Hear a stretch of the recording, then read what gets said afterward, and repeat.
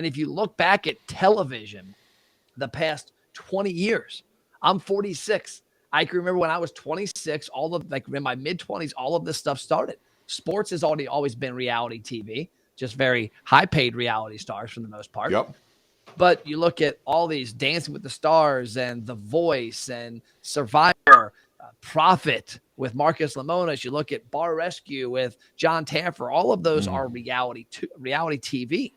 Well, what's great is that in 2007, when Steve Jobs unveiled the iPhone and what became, smartphones and devices that allow you to do so much, like you can shoot unbelievable content. Like right now, I've got my laptop, I've got this fancy microphone, I've got another, what is that, a Canon EOS R something on my desk that films me when I talk on these things. Yeah, those are expensive. This phone, $30-$40 a month, or you pay $600-$700 one time for it. And I can create just about anything I can create on those. And honestly, it will look better for where it's consumed at, which is the phone.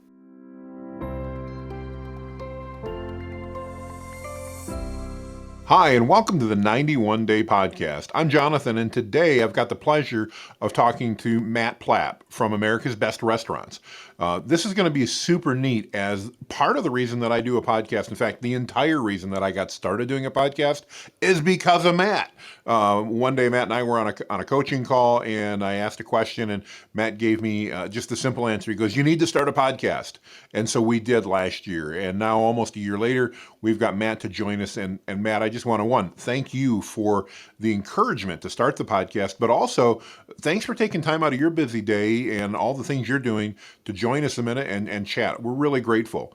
Can you give us kind of a 30-second overview of people that may not know you, the business owners and business leaders watching the podcast? Tell us a little bit about Matt Plapp and America's Best Restaurants. Cool. Well, hey, I appreciate you having me on, and I'm glad that my pressure pushed you to do something that I feel strongly about, which is telling your story. I've been in marketing and media since 96 technically. I graduated college in 98 and went into radio and television and was on the sales side, production side, eventually made my way into the sales side exclusively, developed a website for a family business back then, and the rest is history. I've had a digital marketing company since 2008. In essence, I guess we call ourselves a digital marketing company, but we work with a lot more. I mean, one of our biggest assets is teaching our clients how to tell their story in their community. And one thing we encourage our restaurant clients is to have podcasts. Not enough of them listen to us, but we're getting better every month. More and more are listening. But our company is America's Best Restaurants. We have 55 employees right now. Between our two divisions, our media and our marketing side, we work with about 800 independent restaurants across the country. We focus on helping independent restaurants, and our mission statement is to help them find more frequent customers, because one of my taglines is infrequent customers don't pay the bills. I think you can understand that from a business consultant standpoint. And our biggest element of that is trying to get the restaurants to understand the opportunity that exists today on this storytelling device. Everybody calls it a phone. I call it a media outlet, because I come from radio and TV back in the 90s. And if you were an independent restaurant owner in 1999, 9.9 out of 10 of your marketing strategies revolve paying somebody to help you get your message in front of the right person. 2022 and 23 and 24 and beyond, you don't have to pay anybody for the most part. I mean, there's so much free opportunity out there that's just a matter of you taking action. No, I absolutely agreed, and I think that's one of the exciting things about what we do as well on the marketing side. You mentioned there something that really intrigued me, and we talk a lot on the podcast about storytelling. Can you give us some examples, Matt, working with independent restaurants in particular? That's not somebody we work with, but for those that are watching, what type of things could an independent restaurant share as far as their story? What types of media should they be creating? And maybe even why a podcast for a restaurant? It's not something we normally think of. So I'll pose a question to you and get your feedback. What is, if you picture this, you got McDonald's, you've got Chipotle, you've got Starbucks. What one item do none of those restaurants have that an independent restaurant has? What is one asset, I guess you could say, that independent restaurant down the street from here, Barleycorns, has that those three big brands don't have? I'm going to think local ownership and involvement in the community. They have an owner. McDonald's, yes, it's a franchise, but most of the people that own McDonald's own 30, 40, 50 of them. They're not stepping in the restaurants. They're not Right. in their communities. And I heard a quote about 3 weeks ago in Vegas from a guy named David Scott Peters, who's a restaurant operations consultant. He was talking about restaurants not having certain things in place to operate correctly, checks and balances, theft management, operations from a cleanliness standpoint of how you market inside your restaurant, all these little items. And everybody always complains, say, oh, they won't do it. And he posed the question. He said, then explain how there are multiple brands with 1,000 plus locations across the country that never have an owner step inside the four walls. Starbucks was created by, was it Howard Schwartz or Schultz or something like that? Mm-hmm. He's not stepping in Starbucks. He's not on the 3 that are on Mall Road here in Florence ever. But somehow they still operate at a very high capacity. So his challenge to those restaurant owners was somehow these big brands, these behemoths, have put in place systems and processes that allow 16 to 21-year-olds, for the most point, manage the entire operation without an owner. They have a GM, a manager, a regional manager. You, as an operator of an independent restaurant with 1, 2, 3 locations, have you in there. Well, I look at that from the marketing side. What is the biggest advantage you have as a independent restaurant is that you have something that you can have an impact on the community. Your story. Nobody gives a crap about the manager at McDonald's. If he were to go live on the Florence McDonald's Facebook page and talk about managing McDonald's, okay, you're the same. And this isn't to belittle it, but for the most part, most people that would see it, you're the same as them. You work for a company. Mm-hmm. But if Bob Lorman of Buffalo Bob's off Mount Zion goes live and talks about, it's been 35 years. It's been some good times, some bad times, but you've supported me. I'm going to go live every week. I'm going to go live every day on my ride into the restaurant and talk about what's on tap for that day. Maybe it's a charity golf outing, maybe a new employee, maybe the Pepsi machine broke. I'm going to go live and tell that story because the number one TV type of TV consumed the last 20 years is reality TV. Yeah. When you look at The Bachelor, Survivor, what is the music one? Next Big Singer, or there's one of those things. Yep. Dancing with Stars, all those Dancing types with of Stars. things. Those are all reality TV. Well, all of us love that feeling of being able to walk into the restaurant and go, oh man, that's Bob. He owns a joint. And that's big for a lot of consumers. And so the biggest asset a restaurant has is the fact that you are in the community and you're out there and you're doing things. You go to the same churches they go to. You have the same kids that play for the same sports teams. I crack up the number of times I go to an athletic event and I see a restaurant owner that I know. They're like, oh man, what's going on? Like there's one lady in particular. I've seen her at 3 different sporting events the past 2 years. She owns a local restaurant. She's never wearing anything about the restaurant there. She's never active in that community as that restaurant owner. She's just there as a mom of the players. And I'm like, wow, your big opportunity is to be here. Yes, as that mom, but also as the figurehead of that small business down there, employing 50 people, giving back to the community, sponsoring this football game. Like that's a bigger story that Starbucks, McDonald's, Chipotle will never have. And I have a saying I like to use called you can outspend or you can outsmart. Well, the reason that Chipotle has a line when you don't, the reason that Starbucks, last Friday, my wife and I drove by the Starbucks in Florence near our house, 7 p.m. on a Friday night. I thought there was a rock concert going on. So apparently people drink coffee for dinner.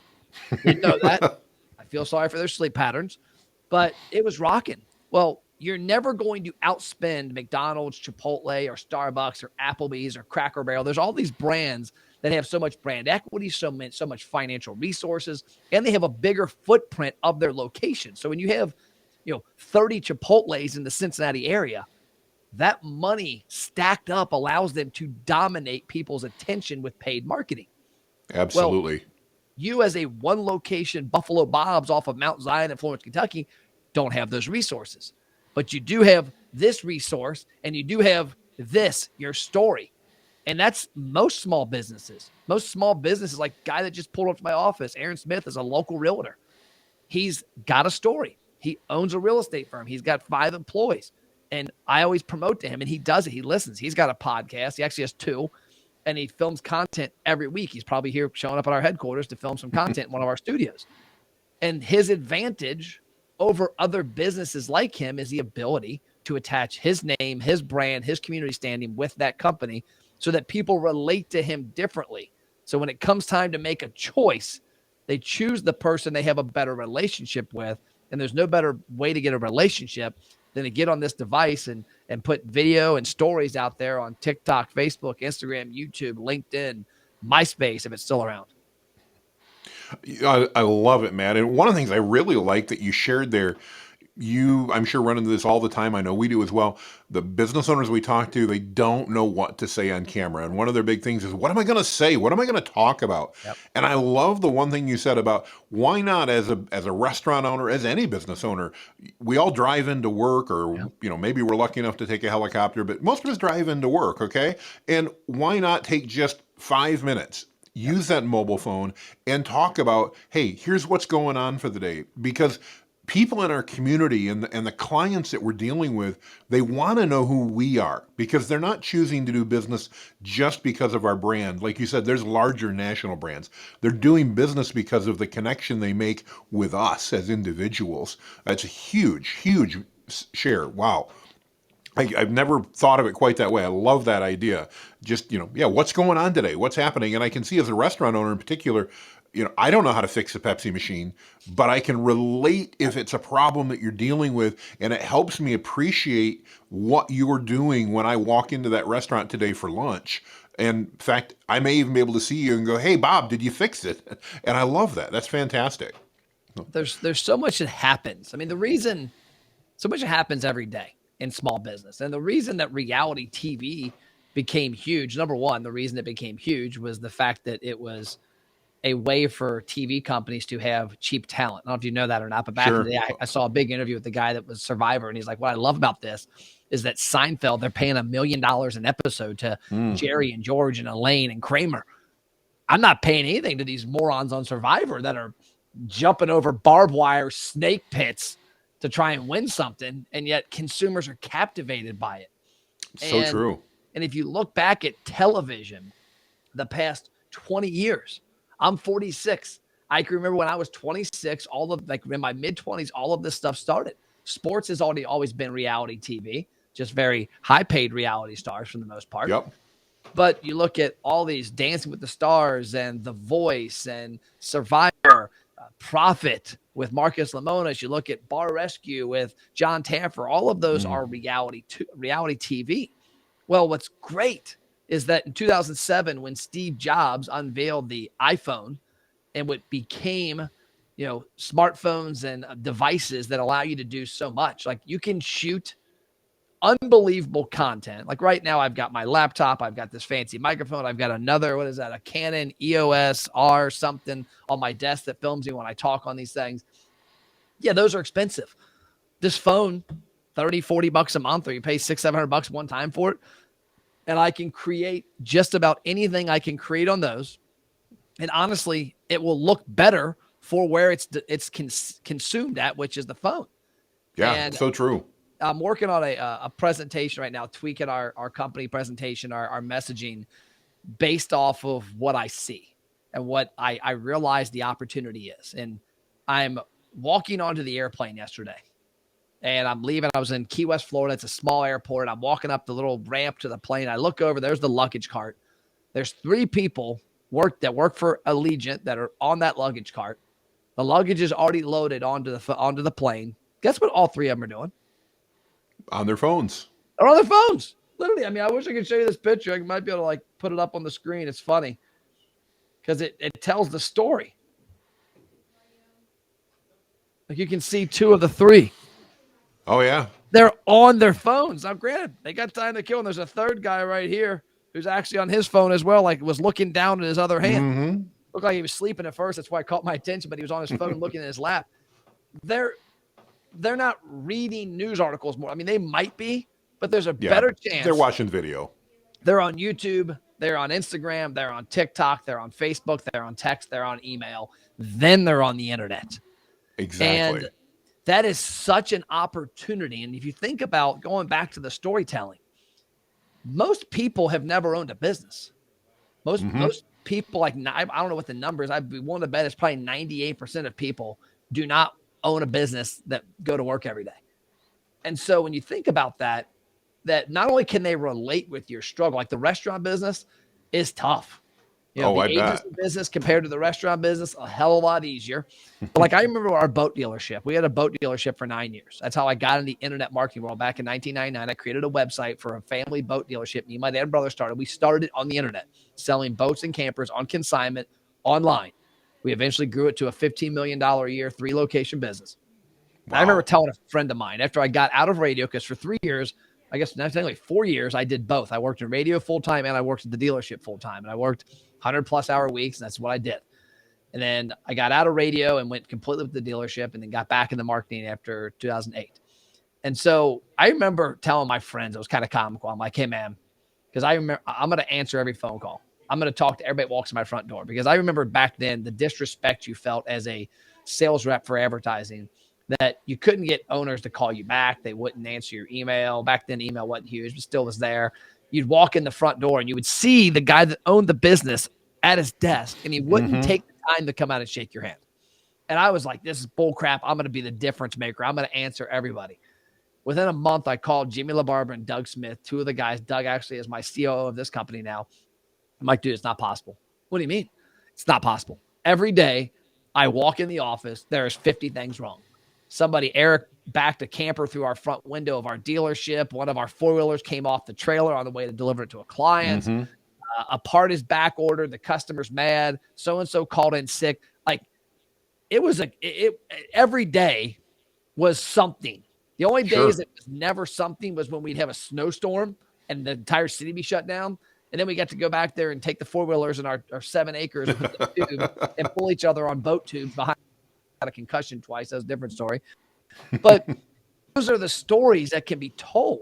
And you're driving in, have a phone on a tripod, click record or go live. Either one works, but click record if you want to, and just say, hey, every day, it's Matt on the way to the restaurant. Big day today. I got so-and-so starting. She's brand new. I look forward to seeing what she's going to do. Oh yeah. One of our employees was valedictorian at high school. We can't wait to see her. We got a gift for her. It's pretty cool.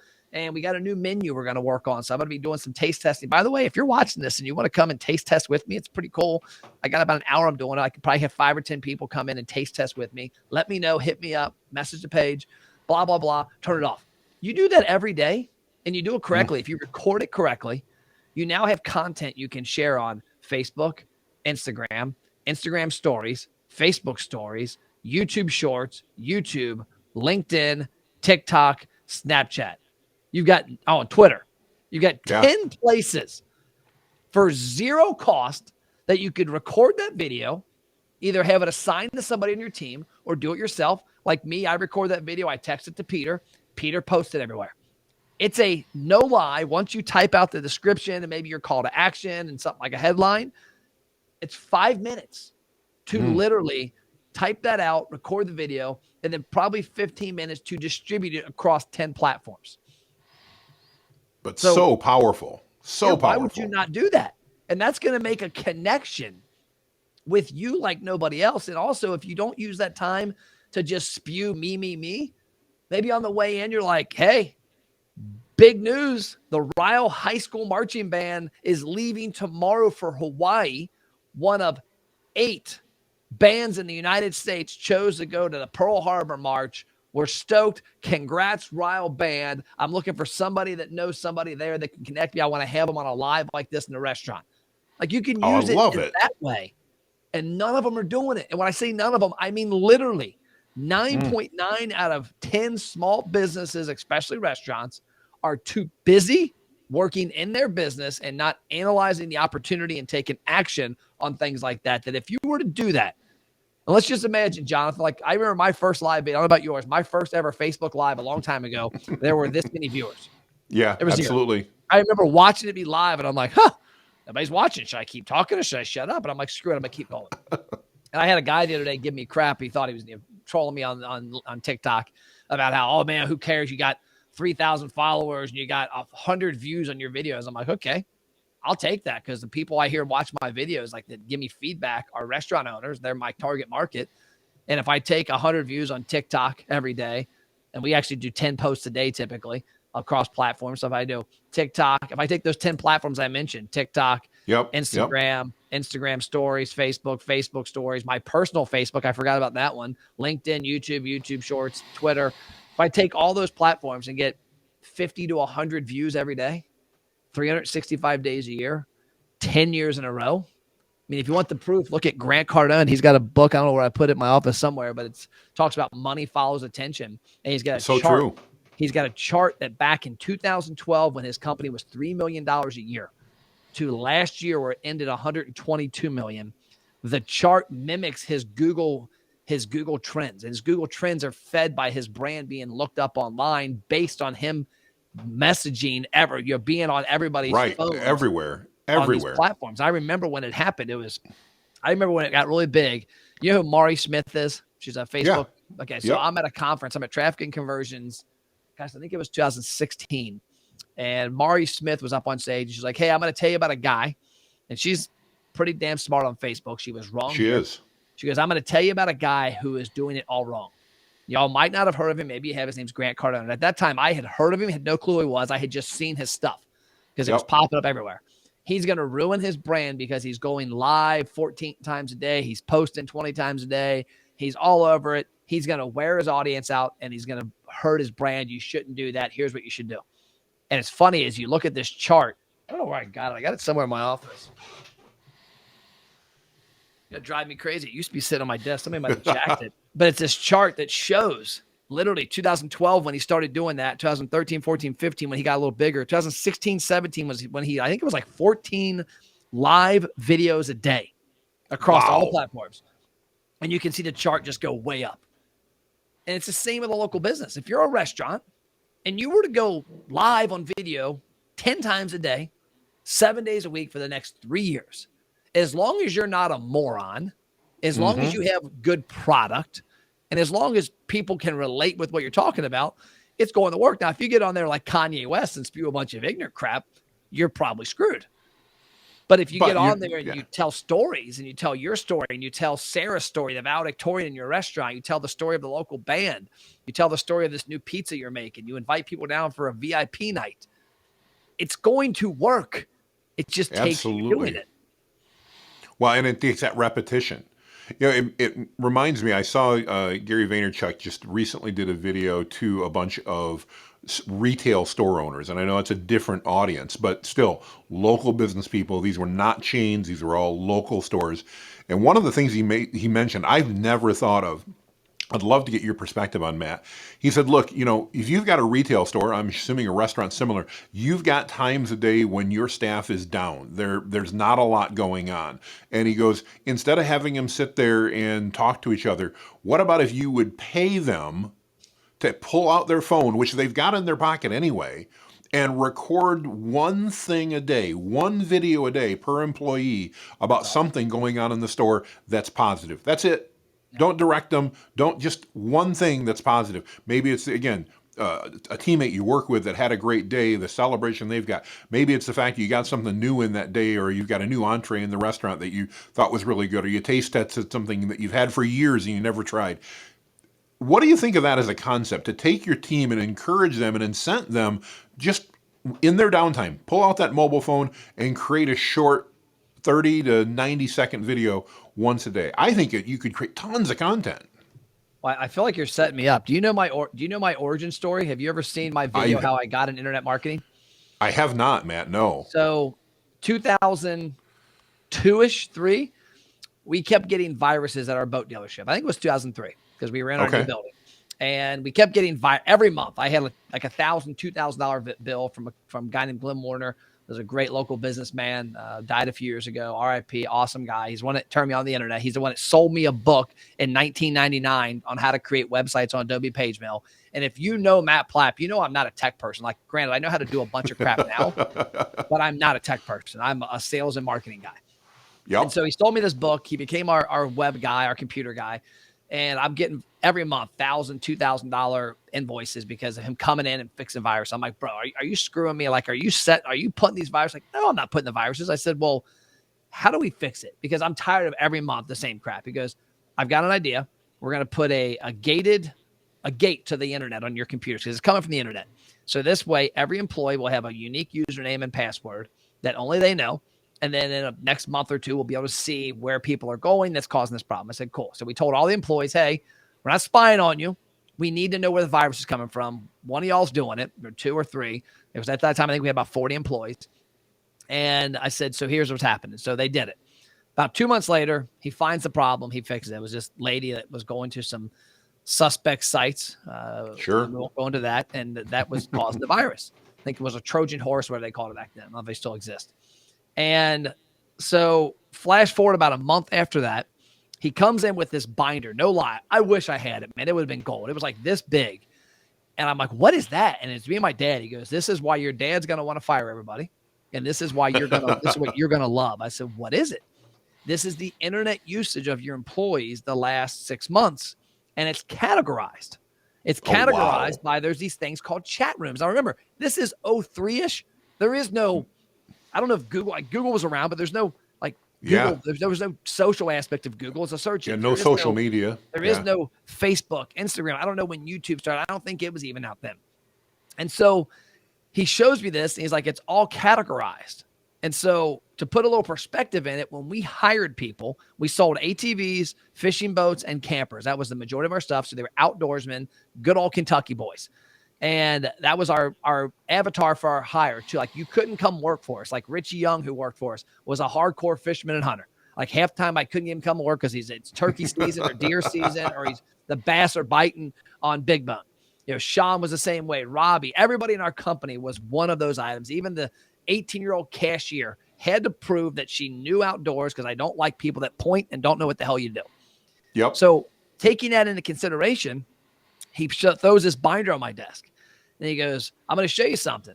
This is the Airstream Forums chat room. This is the Arctic Cat chat room. This is fishing.com, bassboatcentral.com, four-wheeling. It was all these chat rooms about that industry. My dad's like, oh my God, they're on these all the day. I'm like, he's like, yeah. He's like, they're all fired. He goes, I told you. And he goes, but here's the other part. Matt, they all have sponsorships. And that if you buy sponsorships on these websites, you now have the ability to market in these chat rooms in a non-marketing way. So I said, okay, let me look into this. And I had no clue what chat rooms were then, to be honest with you. So I went to fishing.com, bassboatcentral.com, Airstream Forums. It was Arctic Cat ATVs. It was literally, that was like, I think it was 17 or 20 of these chat rooms somewhere in that neighborhood. And for whatever reason back then, it was $500 to $600 a year to be an exclusive sponsor. And their rules were, okay, like Bass Boat Central, we were the exclusive Triton Bass Boats dealer. Nationwide. Nice. 2,500 active daily bass boat owners on the website. So we sold gold. bass boats. There's 2,500 people on there every day that are using bass boats. I'm like, it's a pretty good fit. And it ended up growing to like 20,000 by the time we were done with, by the time we got out of the business. They were on there every day. And so I went to them, and the guy's name was Al. He's from Canada. It was like, hey, I think his was like $600. $600. You're the exclusive Triton dealer nationwide. Your employees have to have their real name. It can't be like Fat Sean 76. It has to be Sean from Plappsboro Outdoors. It has to have your company logo and a link to your website. Now, I had no clue what all this crap meant because he's like, in all, you can't sell. And I need you to, every hour, somebody from your company needs to be in the chat rooms answering the questions about things pertinent to Triton bass boats. That's the trade-off for you getting this exposure and the money. Okay, cool. So I went to Sean. I said, hey, Sean, I need a favor from you. He's like, what? I'm like, man, I bought a sponsorship on this website called Bass Boat Central. Like, at this point, they've already forgotten about the virus thing. Sure. And he's like, oh, yeah, I know Bass Boat Central. I'm like, cool, I need a favor. What? I need you every hour to go in there and answer questions pertinent to people, what they're asking on there. Like, hey, I got a Triton TR21 with a 225 Yamaha HPDI motor. I'm only getting 64 miles an hour. I should probably be getting 75 according to the specs. He gets in there. He's like, hey, are you waxing the bottom of your boat? Do you have an extra trolling motor on your, like, he's diagnosing the speed problems. Well, This was what we told every employee to do. We gave every employee, we assigned them a chat room and be highly active in it. About 4 months after this, and this is like, you can't make this crap up. It's so funny. About 4 months after that, we're in Nashville, Tennessee at the Grand Ole Opry. We're there for the Yamaha dealer meeting. And a guy named Ben Jarrett walks up, who's like the head of Yamaha marketing at the time. And we were the number 3 Yamaha dealership for 2 years in a row out of 2,500 in the United States for outboard motors. So we had a little Wow. pull, and we had grown. And we always did things kind of around the lines like you weren't supposed to do. Like we sold motors nationwide. We sold them for very high margins, which was unique because typically people that sold stuff nationwide back then were giving it away. And people got pissed off, but we were selling our stuff for high margins, but we were always like skirting the lines we were really aggressive marketers. And so this internet thing comes up, and I had no clue what we were really doing. And so Ben comes over like, hey, I need to show you something. He goes to this website called Google, and I had no clue what Google was. Goes to google.com and types in Yamaha 4-stroke motors. And the search that comes up is Plapp's Pro Outdoors, Plaps.com, number 1, number 2. Yamaha was like number 3 or 4 something. And he's like, I need to know how you did this. I'm like, I didn't do it. He's like, yeah, you did. I'm like, I didn't do it. He's like, you're not in trouble. I said, okay, I probably did it. And so what I said, dude, I don't, full honesty, I have no clue how I did it. He's like, well, I need your favor. Can you figure out, because the internet's coming. You obviously understand it more than anybody else, or at least you're doing something that is feeding it. I need you to come back and let me know, because I was a part of when we were on the Yamaha top 20. It was called the Symposium 20, where they got the top 20 dealers together every 3 to 4 months. Usually it was Shreveport, Atlantic City, or Vegas. And they would get us together. And for 5 days, we would brainstorm what was working in our business. Yamaha would put together a packet and give it to the 2,500 or so dealers and say, look, the top 20 are doing this. And so I became the internet expert guy on accident. So I came back. I said, Glenn, why am I beating Yamaha? And he explained search engine optimization. He explained what Google was. He explained backlinks. He explained, Matt, you've got 20,000 plus at that time backlinks to your website from websites that are 100% about your target. And every one of those posts are stuffed with keywords that aren't selling. Like you're diagnosing people's engine and boat problems and having valid conversations. So to kind of pull this all together, back to your example, Gary Vee, was I leveraged 15 to 20 employees and said, do this every hour. And they got to have fun. So if you look at it from a restaurant standpoint, maybe the restaurant or a retail company is like, hey, let's do some fun stuff. Like get in the local chat rooms. Like I promise there's probably 10 Facebook private groups in every community that those employees could be in there talking to. Now, the thing you got to do is be a person. Don't be a salesperson. Have fun. Exactly. Talk about something. No, I think it's amazing. And thanks for sharing the backstory, Matt. I knew you guys had the dealership, and I kind of knew that, but I had no idea about the whole forum issue and the chat groups. I think it still applies today, even though things are different. Like you said, I just thought it was one of those moments when Gary's up on stage and he's like, look, you've got people standing around your grocery store. They can't stock shelves 8 hours a day.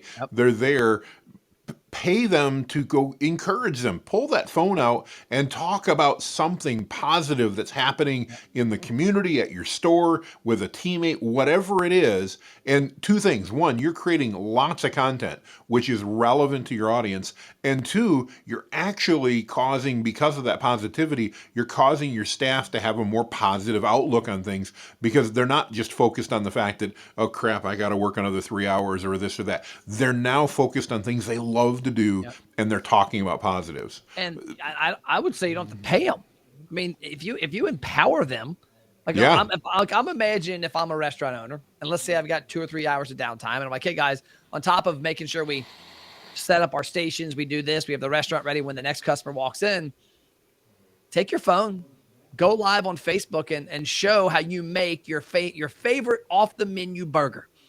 Absolutely. Every restaurant has their burgers that sells burgers, and they've got a burger that's not on the menu that Joe from the kitchen makes. And it's like, dude, our guy Joe makes this burger. I call it the Joe Extreme.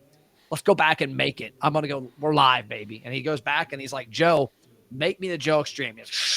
Burger sizzling, cheese going on, jalapenos, hot sauce, pepper jack cheese, onion straws, a giant onion ring, and bacon, and boom, there it is. And it's like, this is unbelievable. It's not on the menu. But wink, wink, if you come in the restaurant, I'm sure you could convince us to make you a Joe special. I don't know what the hell it would cost. We'll figure that out. But, like, that's fun. And then you can and who wouldn't go there for lunch? Yeah, and so then you could have fun with that. I mean, empower your people to use that device also at other events. Like I recently saw there was 3 things this year that stick out to me that I saw nobody covered in my region. Number one, that high school I was talking about, Ryle High School, is across the street, a mile from my house. It's across the street from a pizza restaurant, and it's within 3 miles of probably 25 local independent restaurants.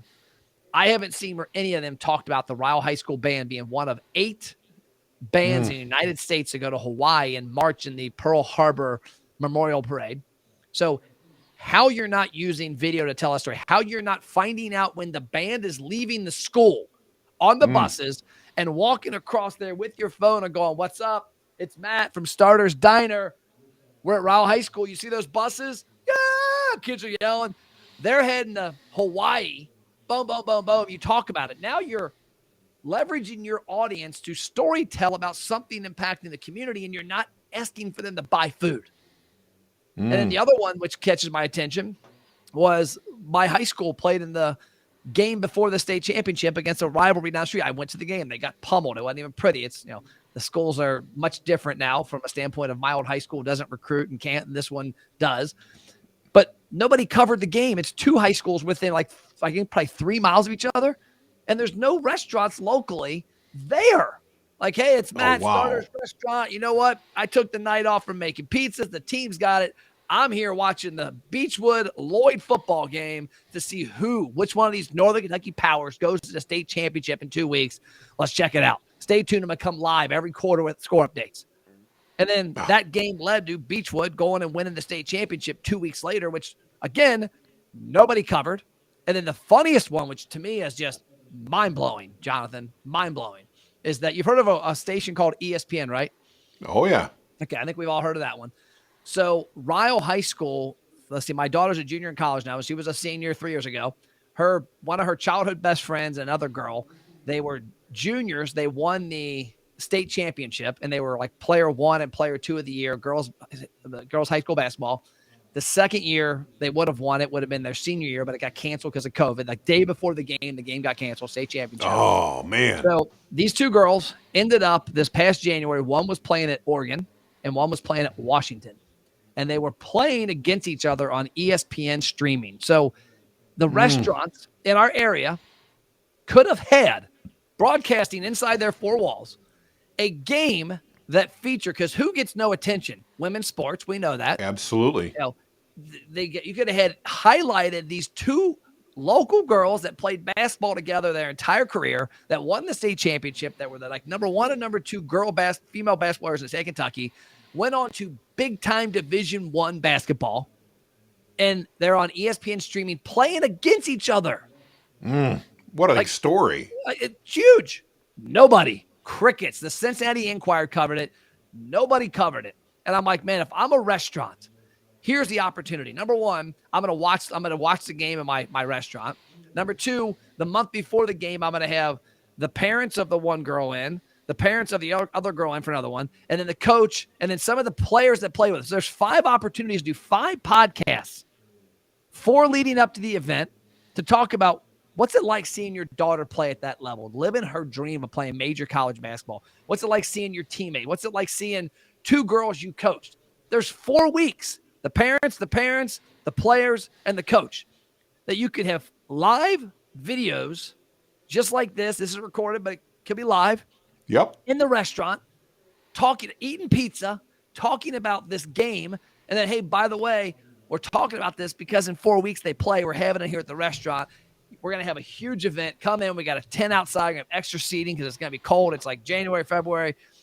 We're going to do some fun with it. And then we're going to have contests on Facebook. Who's going to score more points, Maddie or Lauren? Who's going to have more rebounds, Maddie or Lauren? Who's going to have this? Who's on Team Maddie? Who's on Team Lauren?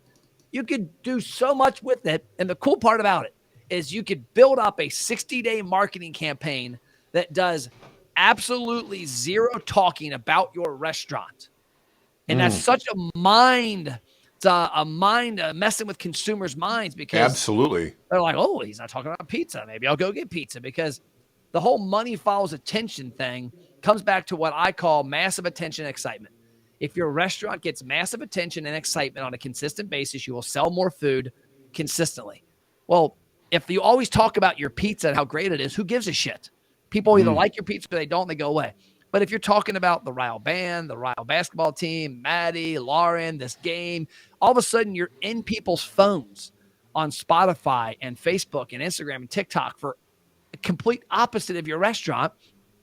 And the more often I hear about your restaurant in a context that's not that, and I consume your marketing, I now all of a sudden want to eat at your damn restaurant more often.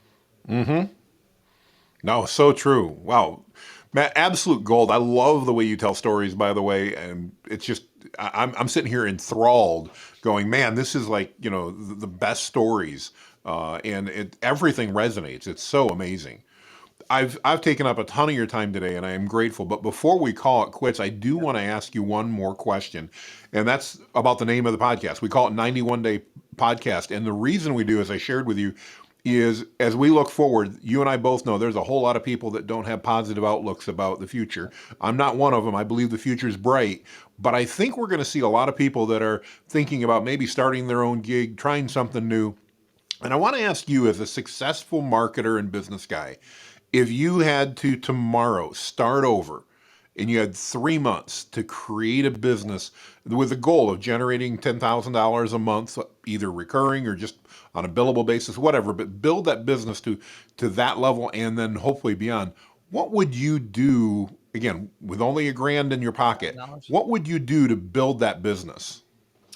So I love this question because I've heard it before. I've heard like Grant Cardone when he did the Yep, Undercover Billionaire. I think they had like $1,000 and theirs was insane. It's a great series. I haven't watched it yet on. I it think it's on is. HBO or Discovery. I think it's Yep. Discovery.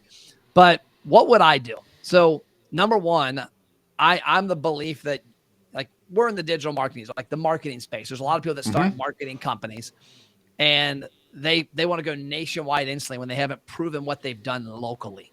Exactly. So I started this company in 2008. From 2008 to 2015, we were 100% local businesses. And the way I found those local businesses was number one, BNI, was number two, like Chamber of Commerce events, and number three, knocking on doors. So what I would do with that $1,000 is, and you can nowadays set up stuff really cheap, but I would get my logo, my colors, and my website and my social media presence done right away. I bet if you were pretty good at using the internet to find it, you could probably get that done for under $250, all of that. Agreed. Yep. And then the next thing I would do is I would hop over and find a BNI chapter, which is Business Network International, of professionals. And I would go and look at 5 or 10 of them. You can visit a chapter twice before you have to join. And so in Cincinnati, I think there's 30 or so chapters.